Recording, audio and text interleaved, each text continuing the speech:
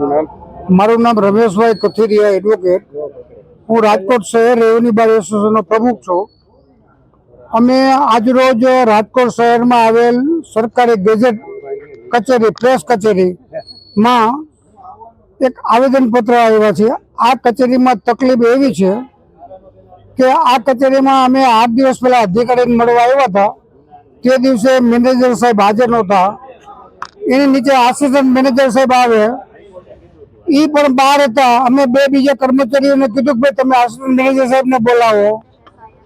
તો assistant manager સાહેબે એવો મેસેજ મોકલ્યો અમને કે ભાઈ તમે સાહેબ આવે સોમવારે, મંગળવારે, બુધવારે ત્યારે આવજો, હું અત્યારે કામમાં છું. આ વાતથી એક અઠવાડિયા પહેલાની. પછી અમારો આગ્રહ રાખ્યો કે ભાઈ અમે 10 મિત્રો આવ્યા છીએ, તમે સાહેબ અમારી વાતને અમારો હકીકત છે એ તમે સાંભળો. એટલે આસિસ્ટન્ટ મેનેજર સાહેબ આવ્યા. પછી અમે એને અમારી રજૂઆત કરી. રજૂઆતમાં હું તમને ગેટેથી એન્ટર થાય ત્યારથી બોલું છું. અમે રેવન્યુ બાર એસોસિએશનના પ્રતિનિધિ મંડળ તરીકે આવ્યા હતા. તો અહીંયા ગેટે સિક્યુરિટી ઓફિસ છે. ત્યાં એવું કહેવામાં આવ્યું કે ભાઈ તમે દરેક મિત્રો તમારા નામ નંબરની અહીંયા રજીસ્ટ્રેશન કરાવો. ખરેખર એસોસિએશનના મંત્રી અથવા પ્રમુખ એક વ્યક્તિ રજીસ્ટ્રેશન કરાવે એટલે ચાલે.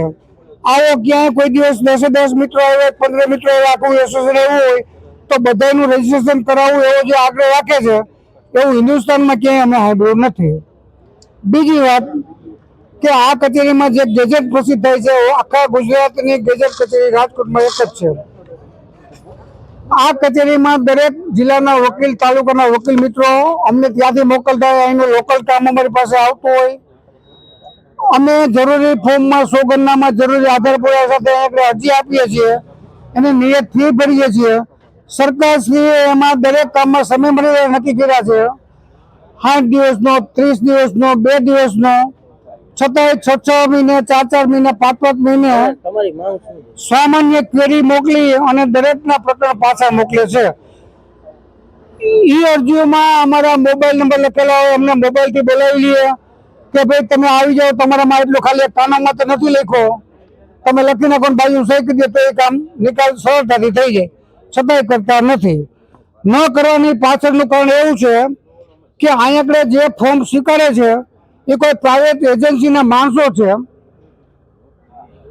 આઉટસોર્સિંગના માણસોને આ લોકોએ કોઈ ટ્રેનિંગ આપી નથી કે ભાઈ કેવો વ્યવહાર કરવો અરજદારો સાથે, વકીલો સાથે, અને કેમ કામગીરીનો નિકાલ કરવો. અને એની ઉપરનું જે કોઈ તંત્ર છે સરકારી નિમેલું સરકારશ્રીએ, એ તંત્ર ગમે ત્યાં આટા મારતું હોય છે, ગમે ત્યાં રજા મૂકીને બહાર વ્યા જાય છે, તો વગેરે જે બહાર વ્યા જાય છે.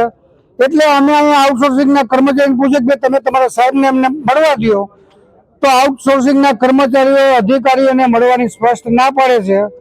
બહુ અમે આગળ રાખ્યું તો એવું કહે છે કે અધિકારી આજે બહાર ગયા છે.